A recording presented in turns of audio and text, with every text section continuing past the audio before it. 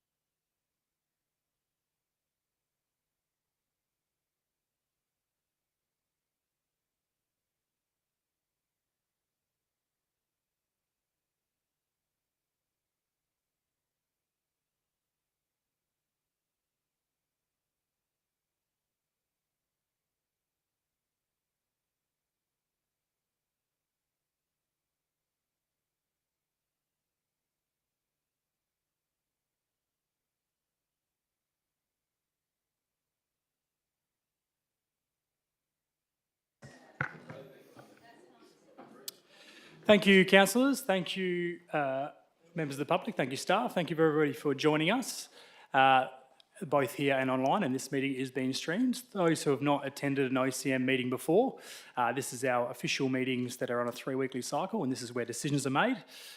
So we'll be going through the agenda as we work our way through it and making those decisions. I would just like to acknowledge the significant amount of work done by the City Bunbury staff over the last number of months in the first AFL match outside of Perth in regional WA, and that success that it had, and certainly like to acknowledge the CEO's team for what they were able to deliver, which was a very successful event. Thank you. Before we go on, councillors, we did have a request to join electronically, which Councillor Gassam is now with us, but we do have a request for Councillor Gassam to join the next audit meeting on that date. I have denied that request. Those in favour of that, please indicate now. Those against? That's not approved. Thank you. So moving along from ours, we do have Councillor Brown is an apology. The rest of us are here. We have received several declarations of interest from Councillor Kozisek. Councillor Brown is no longer here, so that declaration of interest isn't required. Any other declarations of interest for tonight's OCM? Thank you. And councillors, we have received some requests for public question time. I have spoken to a couple of these people, including Mr Singleton. We have his questions. We don't have answers as we didn't get these received, but Mr Singleton, we'll invite you to come and ask your questions. You can ask all three of those, and obviously those responses will be provided to you and in the minutes. Thank you. Members of Council, my name is Daniel Singleton. If you have not already met me, I ran for Council a couple of years ago and I will be intending to run again this year. I've got a couple of questions and just a quick brief. In my opinion, in order for the tourism to grow and for the city to host more events like the successful AFL game just mentioned, we require more accommodation. And on the 21st of October 2022, the city posted on the Facebook about the sale and proposal of a 12-storey accommodation building on Lot 3 of Blair Street. If possible, can I please request a report on the current status and the project and its timeline, please, to the CEO? Thank you, Mr Singleton. Next question. Can I also request a list of all buildings the city holds interest in, partial or completely owns, and can please indicate which one of those are currently not occupied? The reason for this question is around the potential of homelessness in the city of Bunbury and whether there's anything that could be potentially available that the city owns that may be looked at in a different manner. And I'm more than aware that the city is already all over this matter. Just more eyes on the topic may help. Thank you. Next question. The other one is that the main street of the city is visually in need of some care and attention. Is it possible to request the schedule for cleaning and maintenance of the CBD area, e.g. street sweeping, cleaning collection, path cleaning, garden and flagging? I know, again, that the City of Bunbury is all over this and they are looking over it, but again, some of these things just get passed over. In my industry, we call it shop blindness. It's just a matter of the people that are cleaning everything have done it so many times, so many places that they just miss things that would otherwise be obvious to everyone in the community. Thank you, Mr Singleton. Thank you. As indicated, we'll take those on notice. The answers will be provided as part of these minutes and will be provided to you in writing as well. Thank you very much. Thank you. Gavin Pound. Mr Pound, thank you. We have a couple of questions from yourself.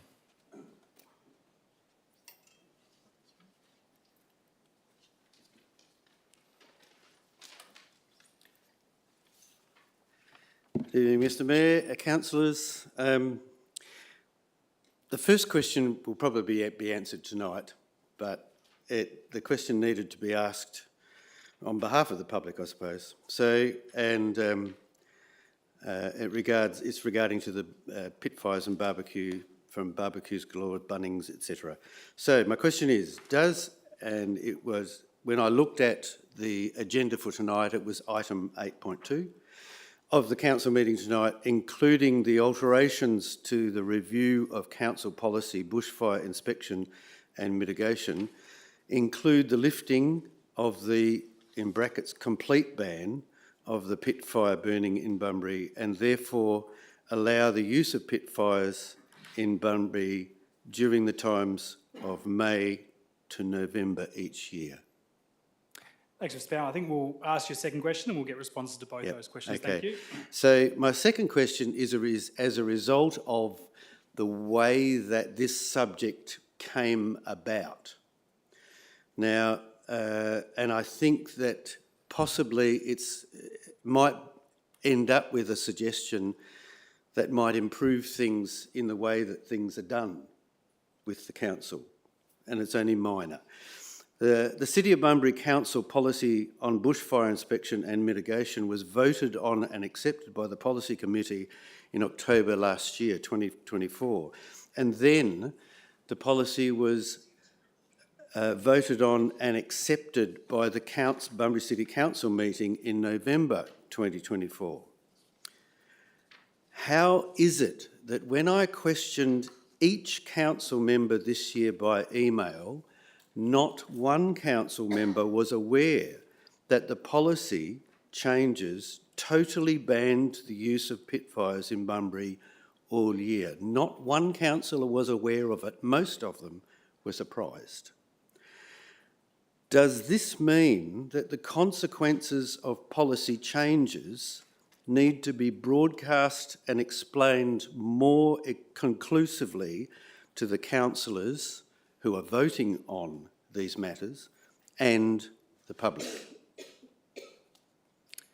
Thank you, Mr. Pound. I think the CEO will have responses for your questions in a formal position. Obviously, question one, though, I'll just jump in. We're dealing with that this evening, so we'll deal with that particular item.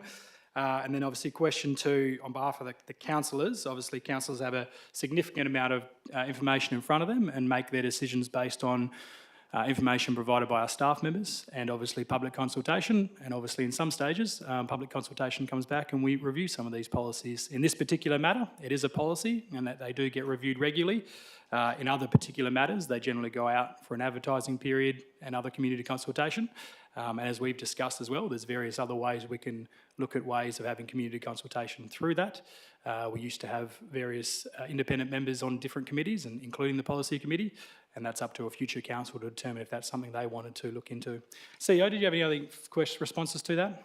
So thank you, Mayor, and for Mr. Pound and also for elected members. I'll just for clarity, read this so that it's pretty clear.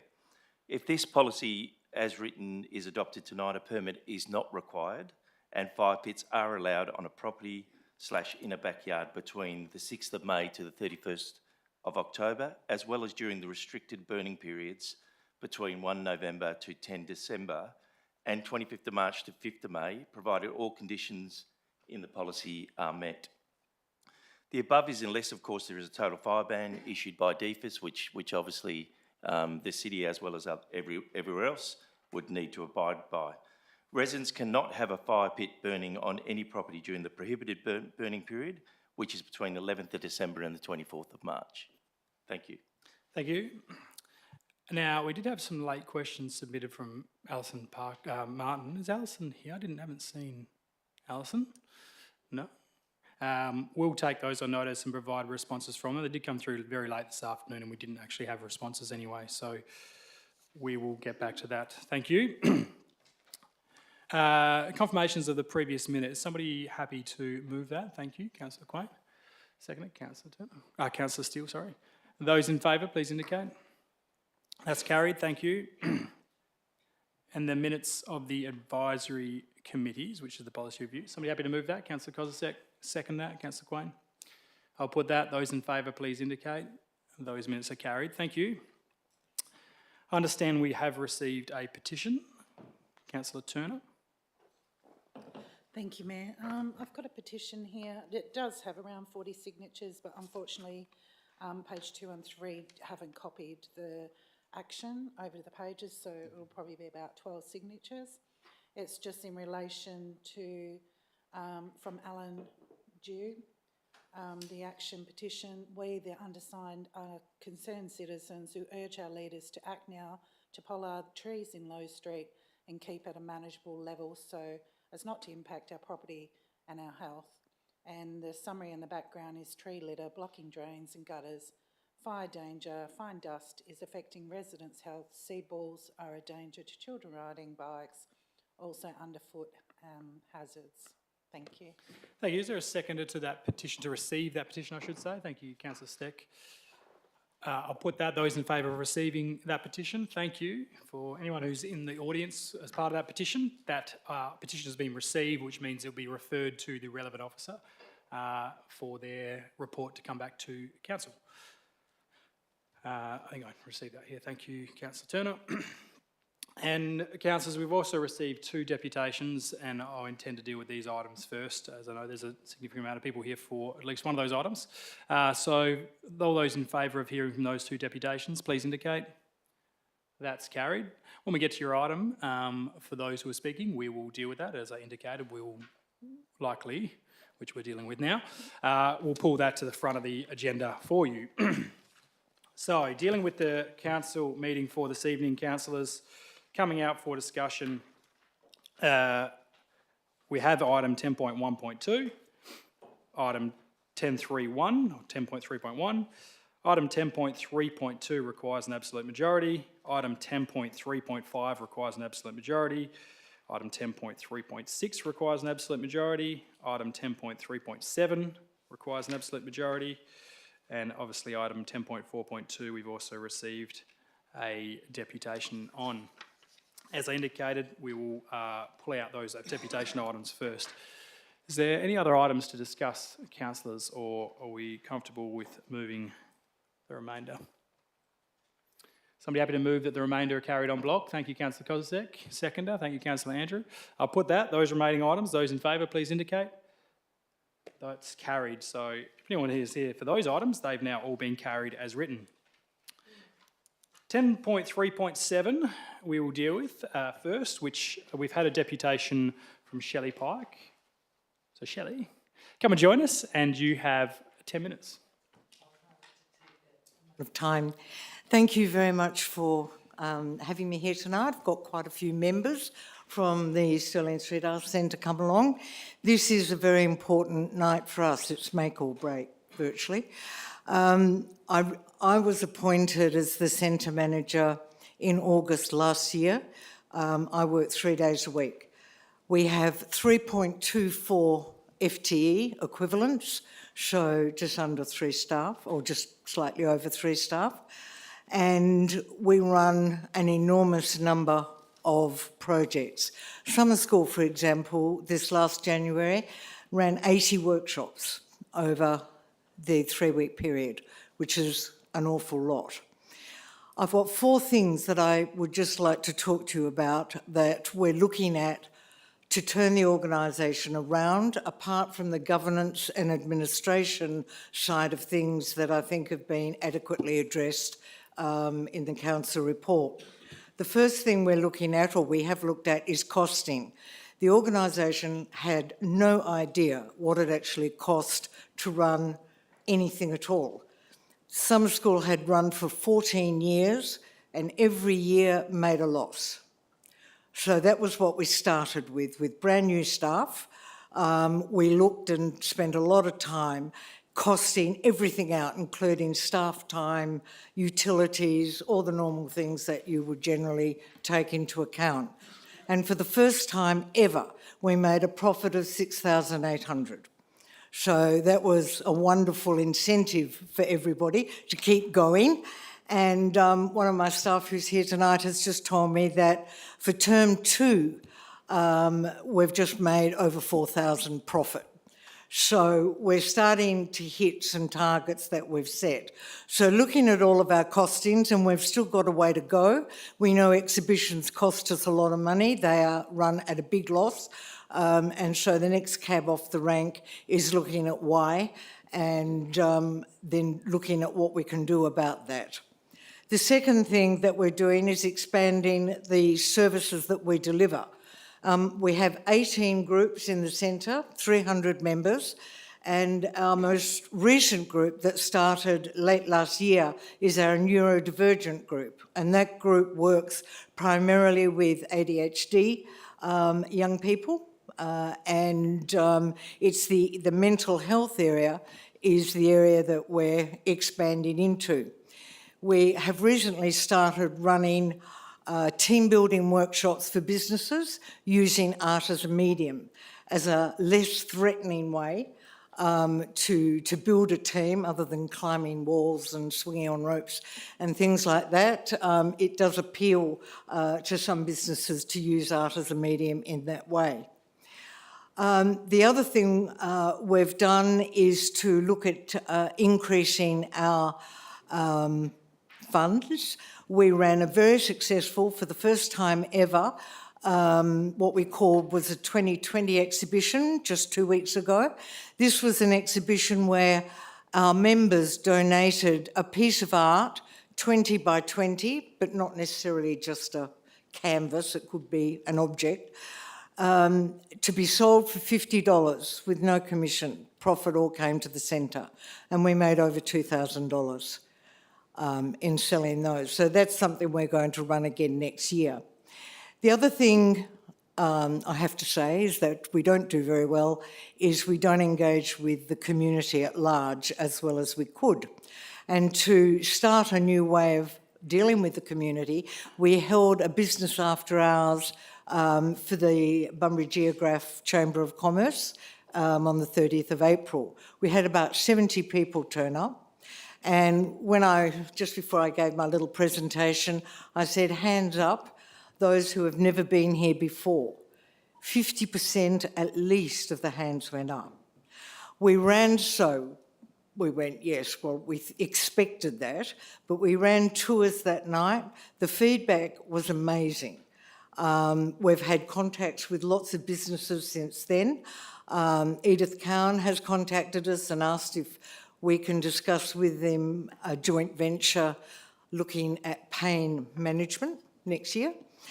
And also on that night, we launched our Friends of SARC. A lot of people had come up and said, look, we don't have time to belong to one of your groups, nor are we very artistic at all. However, we come to the exhibitions, we love what the centre does, and is there a way that, you know, we can do it without becoming a member? Because the only way you can support it up until then was to join a group and become a member. So we launched the Friends of SARC on the 30th of April, and that night we raised over $1,500. That's $100 annually for businesses and $50 annually for individuals. And for that, it's really a donation, but they do get the newsletter and the businesses get their logo on our material. And individuals can get early access to workshops because they get the information before everybody else. So that's the other thing that we've done.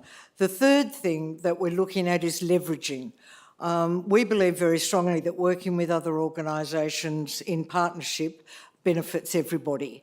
And Breck, Bragg and us, we've had an initial meeting to look at how we can actually not compete but share resources.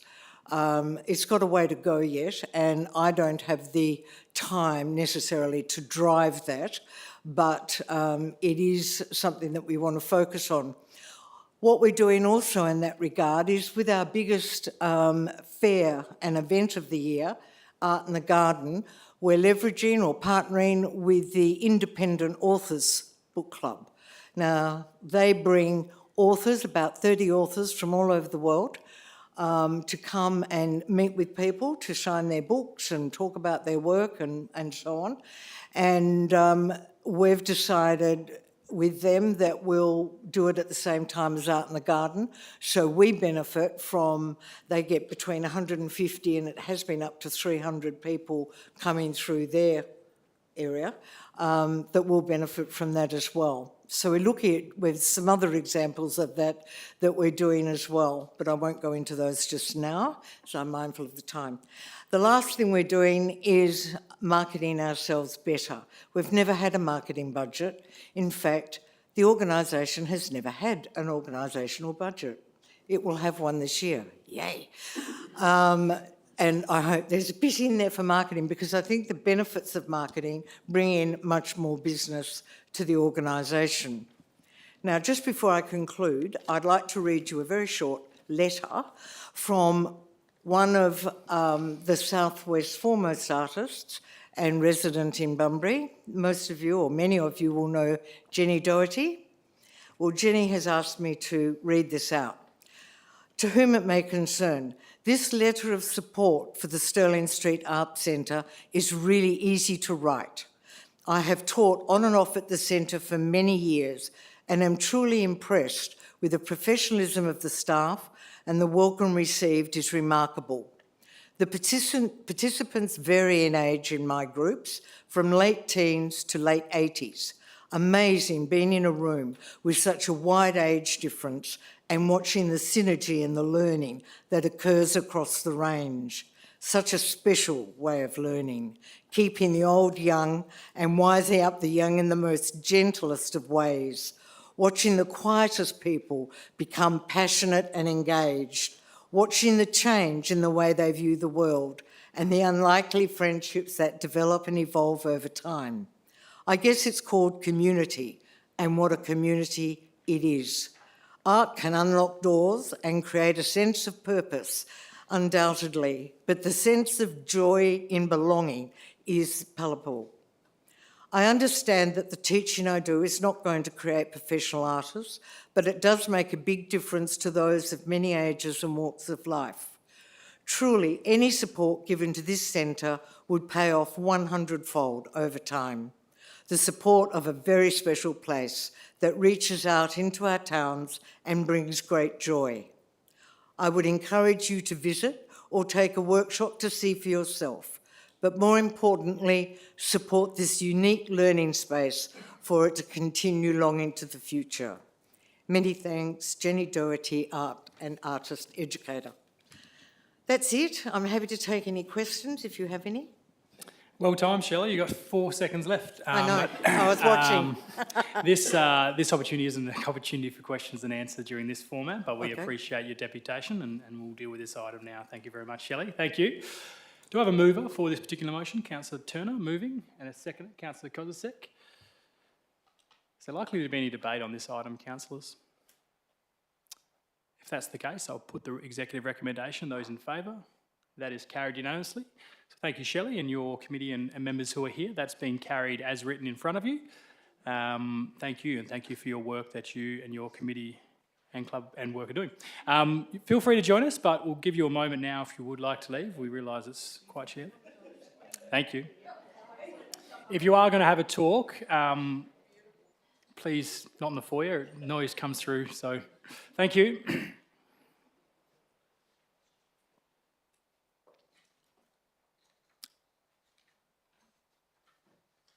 While they're leaving, before we get to the next item, we'll just miss acknowledgements again, but Freeman of the City and former Mayor, Mr Castrilli, thank you for joining us, John.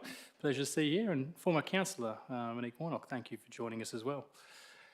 I didn't realise you were going to deal with this at this stage. I've got a conflict of interest. Sure, can you pass me that conflict of interest? Thanks, Councillor Gassett. Is that a financial interest? Thank you. Proximity? Impartiality interest. I think you need to stay in the room for impartial interest, Councillor Gassett. You're leaving? Okay.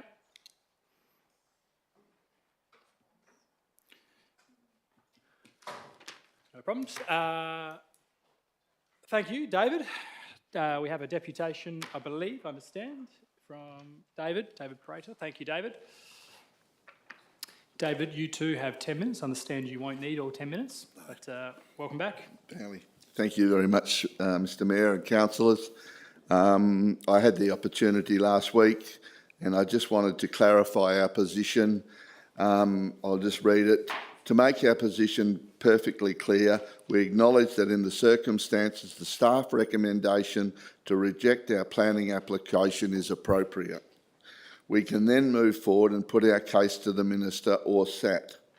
It would be beneficial to our case if there was a notation within the rejection letter that counts from Council that you were in favour of the proposed resource recovery depot on our location at Lot 152 South West Highway, Devonport, and invite us to resubmit should we get access granted by the Minister or SAT. Thank you, David. Thank you. Noted. Right, so councillors, we have an executive recommendation in front of us. Do I have somebody happy to move that recommendation? Thank you, Councillor Andrew. Is there a seconder? Yes, Councillor Turner. Yeah. Is there likely to be any debate on this, councillors?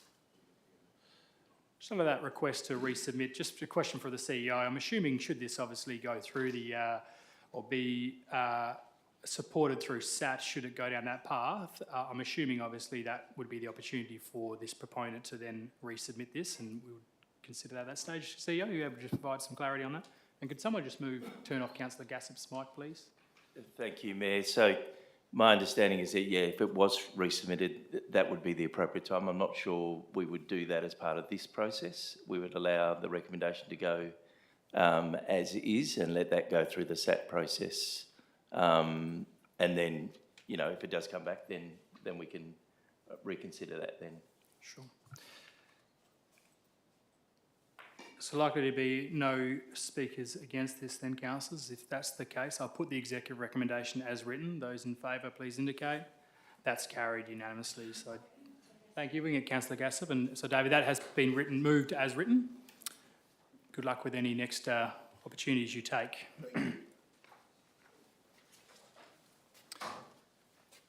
Thank you. Moving back to the agenda item, we have item 10.1.2.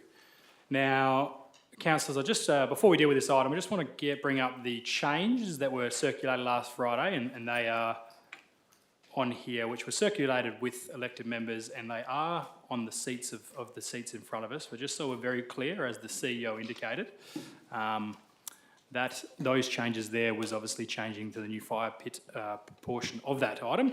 But Councillor Turner, were you standing up to move? And a second, quite a few. Councillor Steele, I saw first. We better just bring up, are we able to split screen that in any way, just so we're aware of that? We're probably not. All right, anyway, the item as is, Councillor Turner, you may want to speak to this item. First, thank you to the Policy Review Committee and Councillor Quain, who's the chair, for allowing the changes to be made in relation to the restricted and prohibited, to take it back to what it originally was. Thank you to Mr Pound for having patience with us while we went through that process. Sometimes we're not perfect. Some of us can make mistakes. When you get no excuse, but sometimes you get agendas of 600 pages up to 1,500 pages, so you don't always see everything as much as we try to be as professional as possible. So thank you for that. I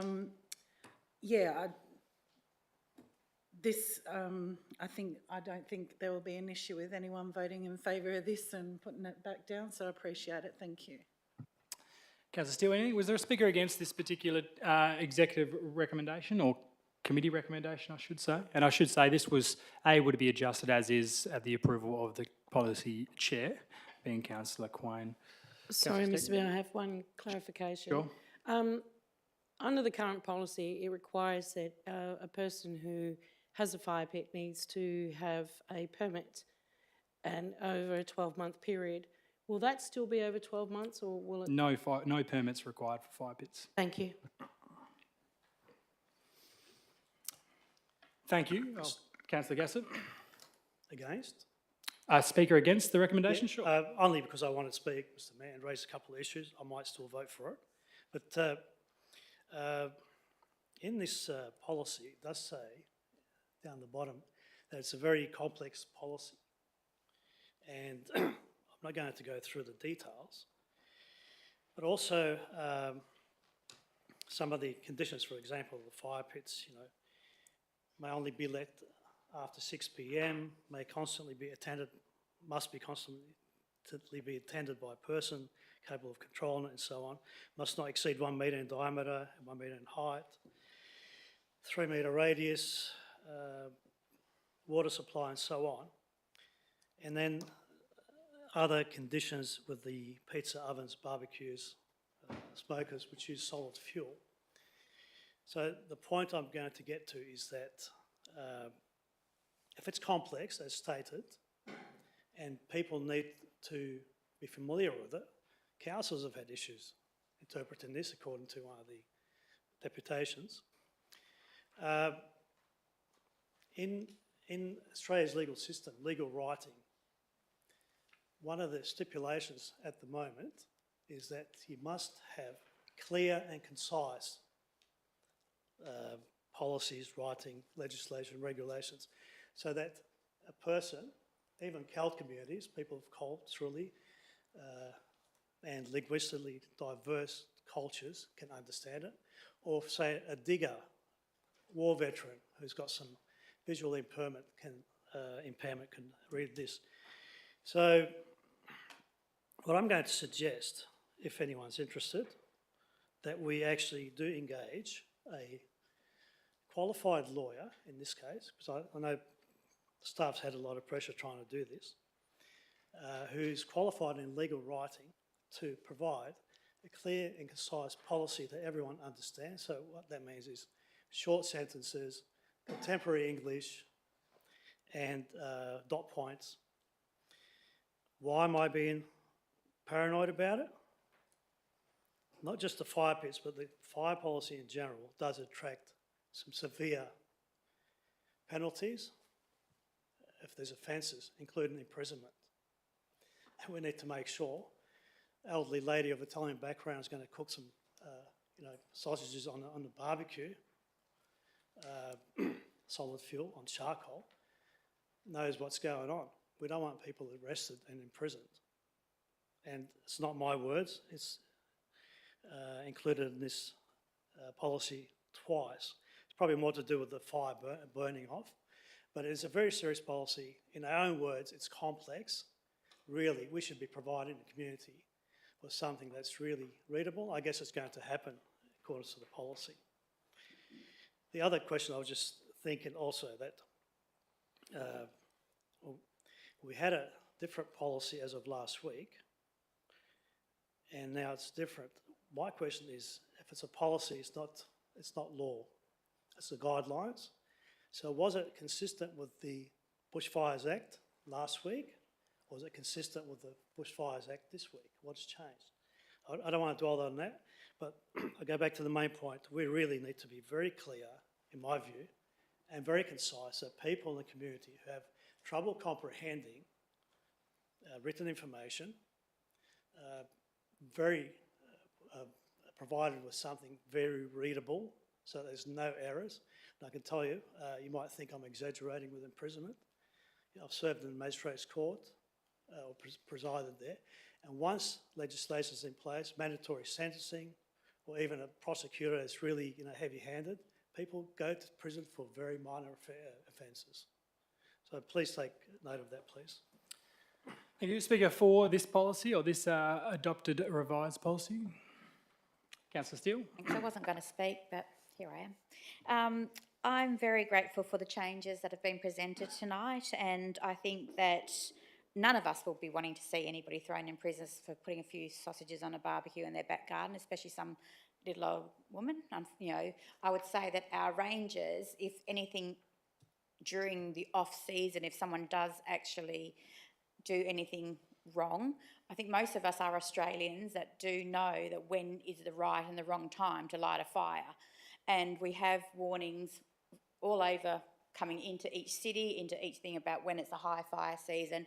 I would also hope that if our rangers do get called out to someone that may possibly do something wrong, we would give them warnings. We wouldn't be throwing in the prison. I've never known in the time of my time on council that we've thrown anybody in prison for lighting a fire outside of the thing. So I would hope that we would show some compassion to people that may do the wrong thing, like our Mr. Pound is actually showing us compassion tonight about doing the wrong, not the wrong thing, but maybe we all make mistakes. So that's what I would hope that we would do today. So I'm very grateful for Councillor Turner for bringing through the changes, and I hope everyone supports. Thank you, Councillor. Speaker against this committee recommendation. Thank you, Councillor Turner, to close. I might just ask the minute taker. I think that's been enough. We'll just get the full committee recommendation up in front so we're aware of what we're voting on. Thank you. Thanks for that. You can just remove that. Thank you. Thanks, Councillor Turner. Yes, thank you.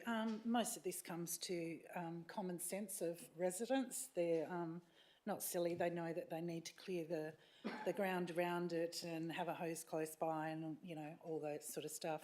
And to me, the definition, which is stated in our policies, the definition of a fire pit is that they are designed to contain fire, prevent it from spreading. So not much more needs to be said other than that. Thank you. Thank you. I'll put the recommendation. Those in favour, please indicate.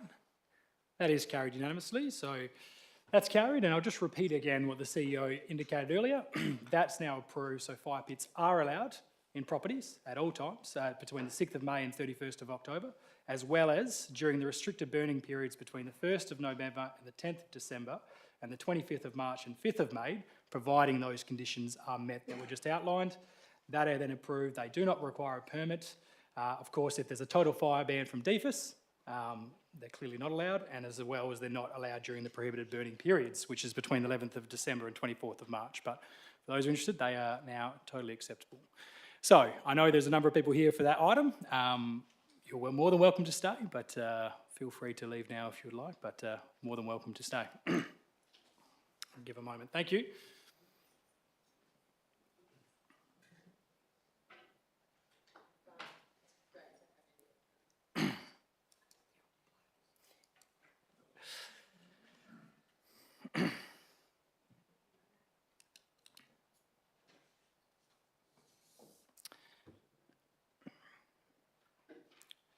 Councillors, we're dealing with item 10.3.1 here. As I indicated last week, there are sort of a couple of distinct different most points here. So I will be taking item 1, 2, 3, and then 4 as separately. 5 and 6 relate to 4, so we'll deal with 4, 5 and 6 as one. But I will deal with item 1 as a separate item, and each one of those as a separate item after some advice. So, do we have a mover for item 1, requesting the CEO? Thank you, Councillor Steele. Is there a seconder? Thank you, Councillor Kozisek. Assuming there's going to be some debate on this particular item on point 1. Thought so. Councillor Steele. You're okay for now, or is it? Councillor Kozisek, nothing to add from yourself? Speaker against item 1. Councillor Steck. Thank you, Mr Mayor. I have nothing further to say then. I just believe that the council should be in line with CPI. Thank you, Councillor Steck. Is there a speaker for item 1?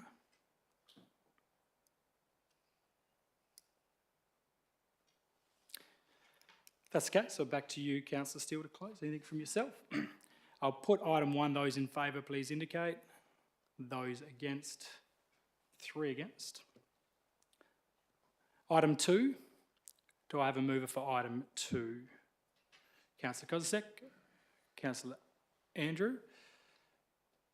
Councillor Kozisek, anything from yourself? Councillor Andrew. Speaker against item 2. Councillor Gaskell. Thank you, Mr. Mayor. Only because I didn't get a chance to speak against the first one. So I tried to squeeze it in without speaking against. Adding 0.75% the library, I don't have an issue with that. And 0.25%, that's in the next, sorry, 0.75% of the library to the 5.5%, and then 0.25% is an actual rate increase 6.5%. Although I support this particular item number 2, I don't support the overall rate increase of 6.5%. There are people, businesses on their knees. It was even as recent as today, an elderly lady who uses, I suppose, relies on income from a property she's worked hard for acquiring in the CBD, tells me she has to sell one of the units and the other one is not being tenanted. So, Point of order, we're discussing point 2, which is to do with this library increase. yeah, that was it. Thank you. Finished, thank you. Is there a speaker for item 2? I'll put item 2. Those in favour, please indicate. Those against item 2, that's carried unanimously. Thank you. Item 3, a mover for item 3. Councillor Turner, Councillor Quain. Is there likely to be a speaker against this item? That's the I have a question. question. Thank you, Councillor Steck. Sorry, Mr Mayor, but I thought that we had an extra 3 staff that was provided by state government. Through Ranger Resources? Oh, just through a generalisation, and I didn't know if that was through rangers or through cleaning or whether they dabbled in both. Can I just have a clarification? I'll ask the CEO to clarify what this looks like, and as we know, we obviously are out for Ranger Resources now, so CEO, are you able to provide any context on that? Thanks, Mayor. I'm not sure what Councillor Steck may be referring to, but it might be the additional staff we put into the CBD to do the cleaning of the CBD. So we've now got a regular roster of staff that are in here doing high pressure cleaning and the other, you know, the road sweepers, etc., in the CBD more as a dedicated crew.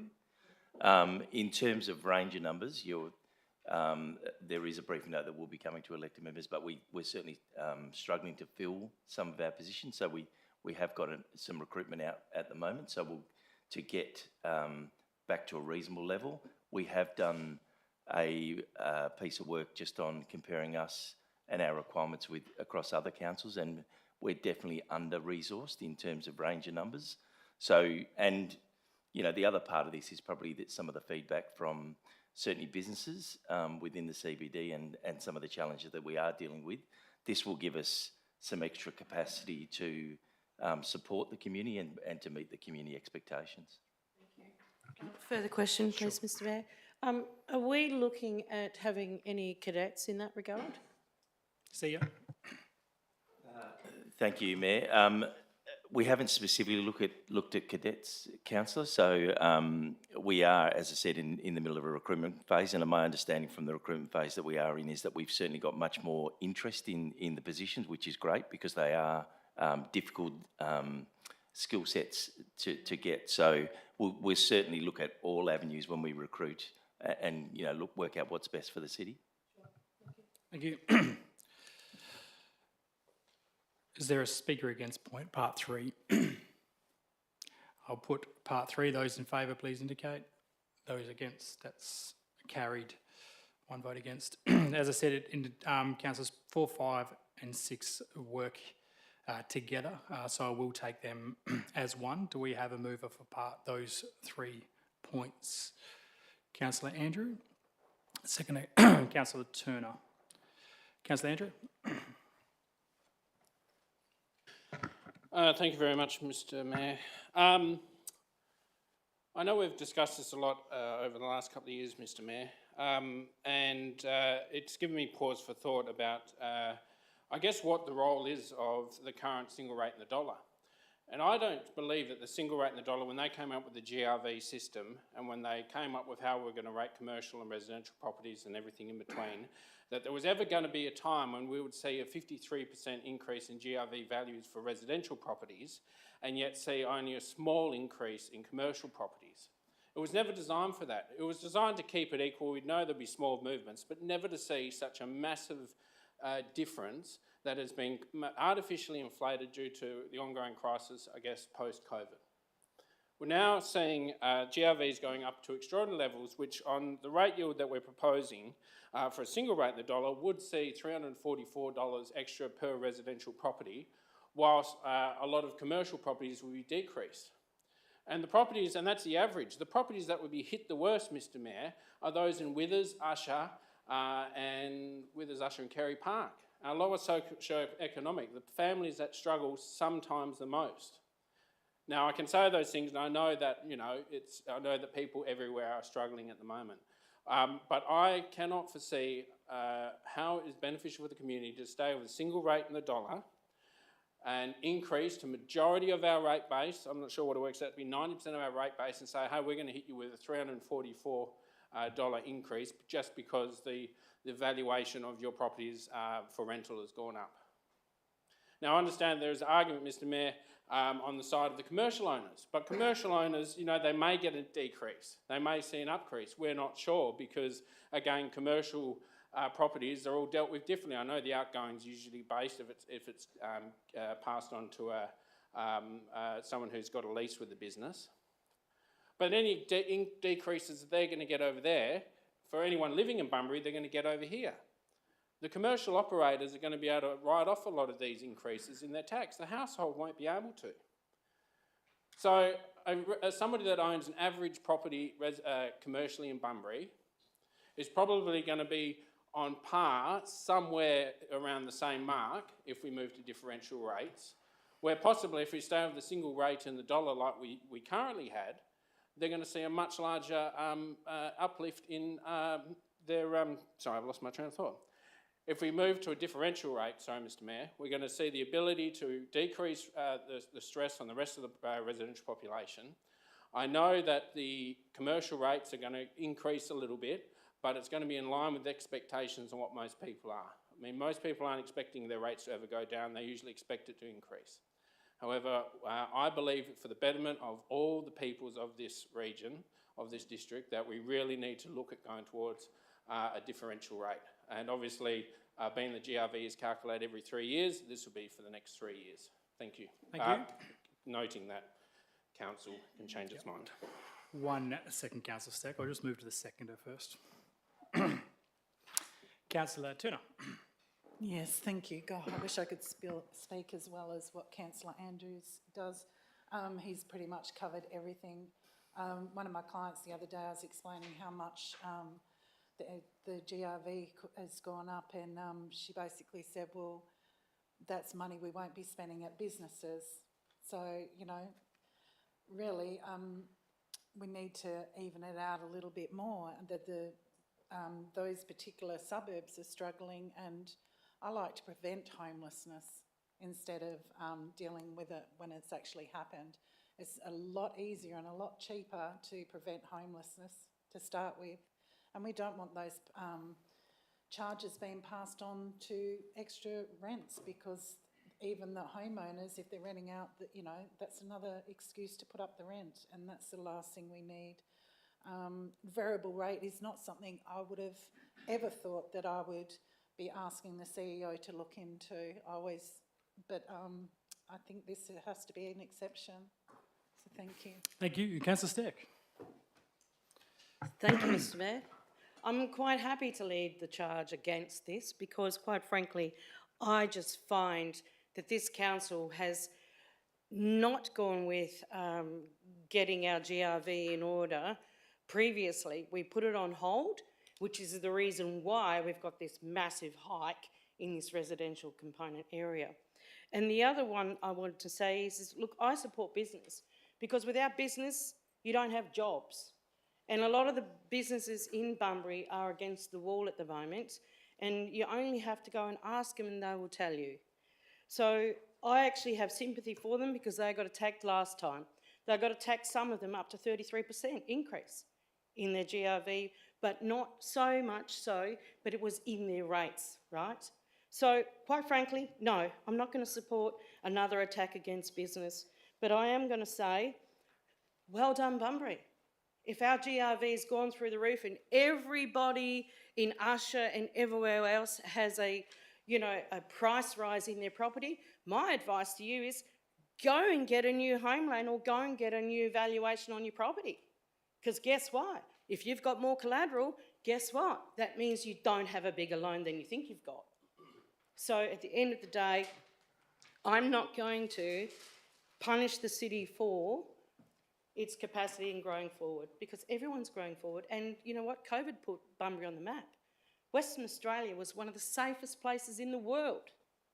And we haven't lost that mantle. We haven't. And not only that, we power the state.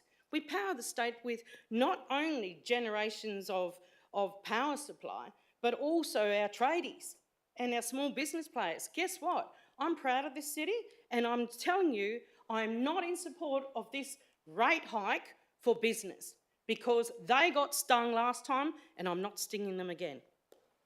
Is there a speaker for the differential rates? Councillor Steele. Thank you. I was actually tied on this, but after just hearing Councillor Steck, I'm actually now going to be supporting it. Reason being that I would not like to see the people in Withers or Kerry Park having to remortgage to actually put themselves into more debt and making these people that have a retirement probably at well into their 60s and 70s to be getting into more debt. I am still torn. I don't quite believe that this is the right way to go, but I also believe that we have to support the people that are doing it the most tough. And these are the people that actually are trying to keep hold of their houses at the moment, that are trying to pay their bills, that are trying to pay their electricity. Everything is so much more expensive, and I'm not saying that the businesses don't have that as well, but this is not saying that their rates are going to go up as much as if we didn't support our residents. So that's why I'll be supporting. Thank you. Speaker against, Councillor Gassett. I'm lock and step with Councillor Steck on this one. I'd probably support this, the 3 points there, if the rate rise was on the inflation, so 2.8%. So we're proposing 6.5%, over 200% of inflation on residential and on businesses. And then we're going to go for differential. So on average, the rate for residential is going to be $120, and it will vary within that component. Say whether Usher and Kerry Park are going to get a higher increase proportionally to what they paid last time. Then we go to businesses, mixed business, city centre, sporting, $535 on average, $535. So the average I think CBD or industrial, where is it? Mixed business pays at the moment about $8,500, including this rate rise, of rates, $8,500 rates. 6.5% of that, which is going to be the average, 6.3% is the average, $535. To pay for that rise, a business has to go and make 10 times that amount of money if their profit margin is 10%, right? So they have to pay turnover, go and find people that buy their products more than before by about $5,000 to $10,000. That's in addition to the $8,500 that they already pay, which means before they start paying anything, they have to turn over for $8,500, $85,000 to make $8,500 in profit. Some people don't see it that way, but I can tell you, I walk the beat a lot, that's exactly how it's done. Yes, people have mortgages, but councillors, Mr. Mayor, I can tell you, one lady I saw a couple of months ago in the CBD, she's about 75, and she was crying to me, right? Now, just imagine how many businesses who are on their knees and they've got their house mortgaged on the line to keep that business going. They work almost 24 hours a day, 365 days a week, and here we are going to lump them with 2.5 times the inflation rate that they have to go and find turnover to create. This is before they start paying anything else. All the variable outgoings, the power, the gas, the GST, the wages, right? So one property manager in Bunbury, when I ran into him the other day, he said, please take this message to the councillors. Tell the councillors, when we put the rates up for businesses, it's not the landlords that pay, it's the businesses, the mums and dads and grandmums that are running these businesses all their lives, put everything on the line, no holidays, and here we are, we give them disproportionate rate rise, not only 2.5 times the inflation rate, but we want them to take the brunt of this budget increase.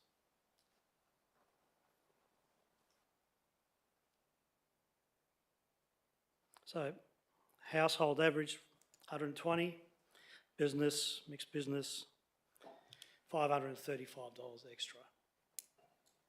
And walk down Victoria Street and tell me they can afford it. Is there a speaker for this motion? Councillor Ramesh. Thank you, Mayor. Thank you, councillors, for your good comments and thoughts. I think there is a saying on one of my Facebook pages, the true measure of a community is the compassionate action towards its members. I think I will listen to both the sides. I was 50-50 like some of the councillors, but having heard all the arguments, I will be supporting the executive recommendation because this is fair for the community. This is fair for the community which is suffering with the cost of living pressures and various other aspects. I think GRV is a measure, but it's not going to reflect what the community is actually going through. So I'll be supporting this executive recommendation. Thank you.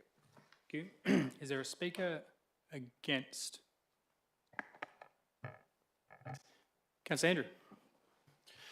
Thank you, Mr. Mayor, and thank you, councillors, for the debate. I guess just tidying up, it is hard, this role is hard, and we all know it's hard because what you give from the right, you're taking, sorry, what you give from the left, that's left hand, you're taking from the right. But this comes down to simple numbers for me, and the simple numbers are that there is about 1,500 commercial properties versus 1,300 plus residential properties, Mr. Mayor. And so what we're saying, if we stay with single rate the dollar, that 1,325 properties are going to be paying an extra, on average, $320 odd, or 1,500 businesses who are doing it tough, and we know they're doing it tough. I just want to check those numbers, Councillor Andrew, I think. Sorry? 13,000. Sorry, 13,000 residences. Sorry. 13,000 residential houses, properties, versus 1,500 in the combined commercial. And I know businesses are doing it tough. I speak to businesses as well while you're out on the road, and some businesses are doing it tough. And I know some businesses are doing very well at the moment. And I know people in real estate are doing very well at the moment, and it's a real mixed bag. However, I guess just tying back to the points, for a commercial property, if their rates go up by $500, they're still going to be paying an extra $320, so another $200 over in the residential space. So they're only going to be a couple of $100 better off. So I'm only talking a couple of $100 better off for those who have a business in Bunbury and live in Bunbury versus the 13,000, I've got to write that time, other rateable properties in Bunbury. So I please ask that Council supports this executive recommendation. Thank you, Mr Mayor. Thank you. I'll put item 4, 5 and 6. Those in favour, please indicate. And those against? That's 2 against. That is carried, and that is the executive recommendation. Thank you. Item 10.3.2. So now I'd like to leave your permission. Thank you, Councillor Gassett.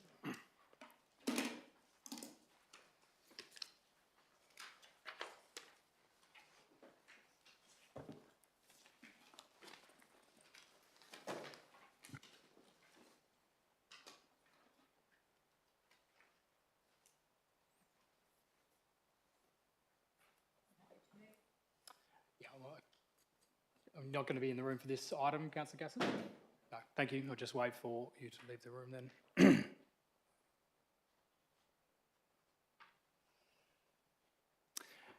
Moving, Councillor Steele. A seconder for fees and charges adoption. Thank you, Councillor Godsek. Likely to be any debate on this one, councillors? I'll put that. Those in favour? Those against? That's 1 against. That's carried. Thank you. Item 10.3.5 also requires an absolute majority, councillors. Somebody happy to move that item? Councillor Andrew. And a seconder, Councillor Steele. Likely to be any debate, councillors? I'll put that. Those in favour? That is carried unanimously. Thank you. 10.3.6 is again absolute majority. Thank you, Councillor Andrew. Councillor Quain. I'll get you on the next one. I'll put that item. Those in favour? That is carried. Thank you. Already dealt with 10.3.7. Already dealt with 10.4.2. We come to Councillor Steck's motion on notice. Jump to that. Yep. I would like to put an application for leave in. I know it's On item 11, yeah, sure. Thank Sorry, you. beg your pardon. That's okay. 20th of June until the 3rd of July. Sure. 20th of June to the 3rd of July inclusive, Councillor Steele. So if we just put that so we know what we're dealing with. So Councillor Steele is requesting leave between the 20th of June to the 3rd of July, I'm assuming of this year. Sure. Somebody happy to move that? Thank you, Councillor. Thank you, Councillor Steck. I'll put that. Those in favour? That's carried. Thank you, Councillor Steele. We'll clean that up, but obviously that has been moved as written. That's fine. Motion on notice. Councillor Steck, I'm assuming you'd like to move your motion? Yes, sir. Thank you. So moved. Thank you. Is there a second to Councillor Steck's motion? Pro forma. Thank you, Councillor Steele. Councillor Steck. Thank you, Mr Mayor. I think the motion is self-explanatory, although I will say that I don't believe a real SWOT analysis has been compiled against the motion, because it's very negative feedback and very one-eyed, if I could put it that way, and very non-futuristic and non-tourist kind of reckoning in the wording. Because if you are only about to get 100 people, for example, more than what you would normally get, and day trippers spend over $200 at any point in time, that is over $200,000 in any given day.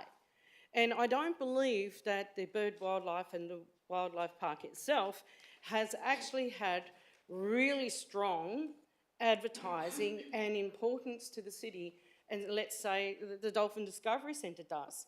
And quite frankly, the Dolphin Discovery Centre only attracts the predominantly of visitors is overseas visitors.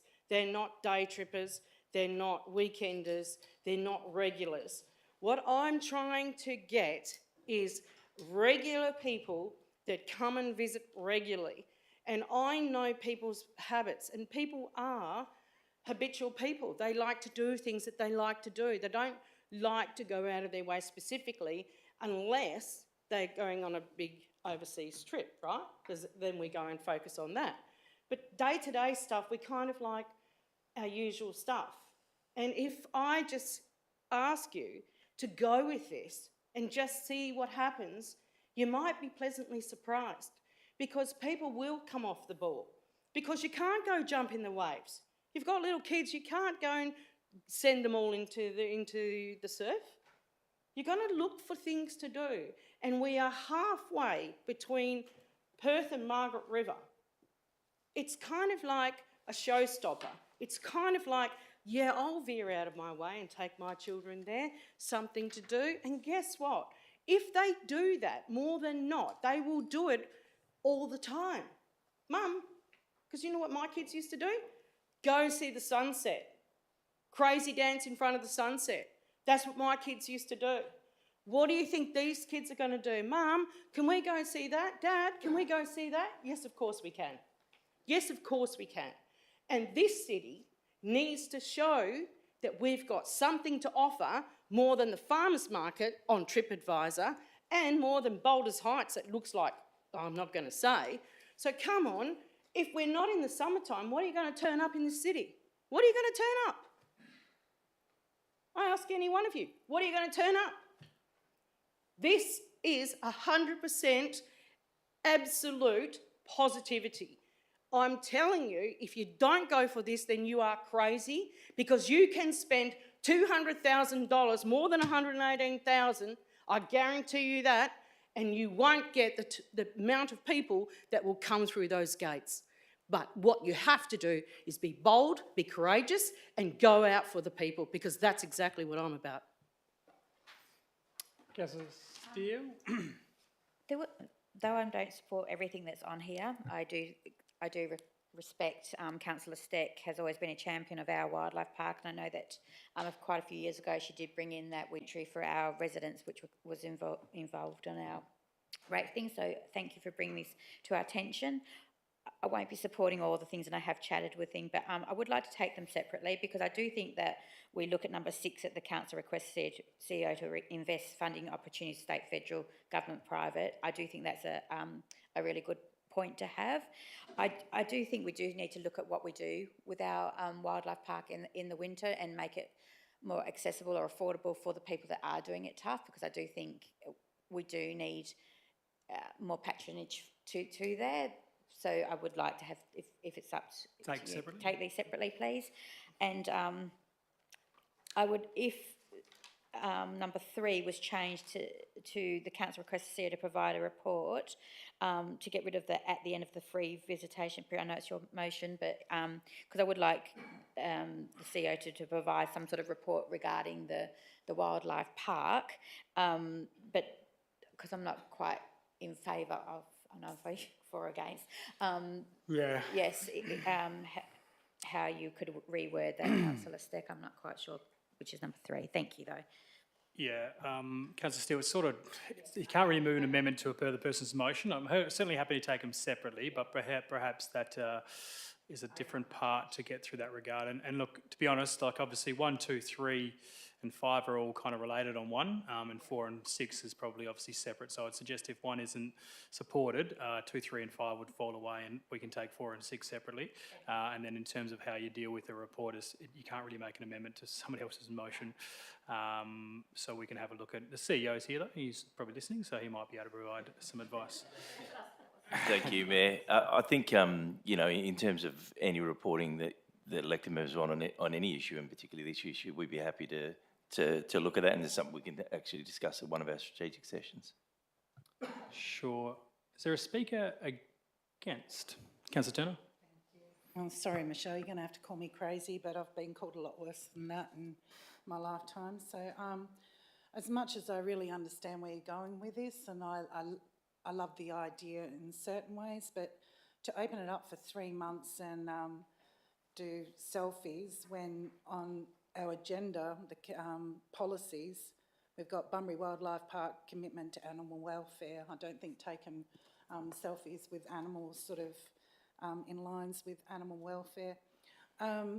We do advertise on the digital board. I see it on there on a very regular basis, and I understand it would be nice to be out in the Boar Highway. I loved the free pass in the rates that I got. That's the first time I ever went to the wildlife park, you know, something like that for ratepayers and locals. That I'd be more in favour with. But 3 months is just too much, and a financial cost I'm not willing to take and put again back onto the ratepayers. The numbers are around 100 per day that go through that, which I think is probably, well, it's a hell of a lot more than we get through, you know, our art gallery and other items, places around here. So, sorry, I won't be supporting it at that cost. I'd like to look into it, and, you know, I'm sure we can come up with other things that might work better, and that's what we can put back in our staff, and maybe have a workshop and look into it that way. Thank you. Thank you. Speaker for the motion. Councillor Steck to close. Oh, Thank you, wait, Mr. sorry, Mayor. before you do, Councillor Steck, I didn't wave from the Question, Deputy Mayor. can you clarify how we're voting on these? What? Yeah, so we'll just deal with item 1. We'll deal with them separately. If item 1 is lost, 2, 3 and 5 don't make any sense, and then we'll deal with 4 and 6 separately. Happy with that, Councillor Steck? Absolutely, sir. Thank you. Thank you very much. Well, councillors, I thank you for your commentary, but some of you have actually answered your own questions without even realising it, because you got a free pass. That was my doing, and the council at the day agreed, so that's why you got it. And otherwise you would never have been. So if you never go, you never know. But outside of that, that's exactly who I'm targeting. I'm actually targeting people who've actually never been there. I'm targeting people for our city to go off the ball, to go into tourism and go, hang on, this place is really kind of nice. And now, Sunday, I had the pleasure of meeting a lot of the North Melbourne parents who came over to watch their children play. And they couldn't believe how beautiful this city was. But they didn't know what to do next. That was the common theme. What else do you do in Bunbury? So I'm just asking that we actually showcase one of our tourism attractions and value it for what it is. Value it for its strategy for people to come here, people to visit, families that will come here will stay. And then look, in the winter months, they can go there, and then in the summer months, they'll kind of go, oh, look, we've got a splash park to go to. Oh, look, and we've got really kind of nice ways where we're not going to get dumped like hell, you know, like you do in Perth in some of the beaches. You have to be a strong swimmer. But here, we have a flavour that is really quite significantly different. And I'm asking you to showcase that. I'm asking you to showcase what we have and what we pay for. And our councillor has already said we get more people per day in there than we do in the art gallery, than we do probably in half of our other things that we pay for. But at the end of the day, this is about people that are coming here. I have to have a point of order there. Point of order? Over the numbers going through the art gallery. It's in relation to a comment made earlier, Councillor Deputy Mayor, so it's fine. Continue. Thanks, Councillor Steck. Thank you, Mr. Mayor. And it was only on a comment that was made in the room, whether or not the fact was right or not. So at the end of the day, I'm just going to leave it there. Please vote for it, for goodness sake. This is a cheap, really cheapy. If, you know, like, you know, WO Salvage was around, we're cheap, we're not fancy. But guess what? I'm telling you, this is a really good campaign. And a $118,000 loss is not a lot of money when you're going to gain. It's about investment, and this paper did not tell you about the ratios of investment at all. That's what was lacking in this document, and I'm not very happy with it. I'll Okay, councillors, I'll put item 1. Those in favour, please indicate. Those against, that's lost. So item 1, 2, 3 and 5 drop away. Happy to put item 4, that council requests the CEO negotiate main roads and normal municipal punch to establish a large display or 4. Those in favour, please indicate.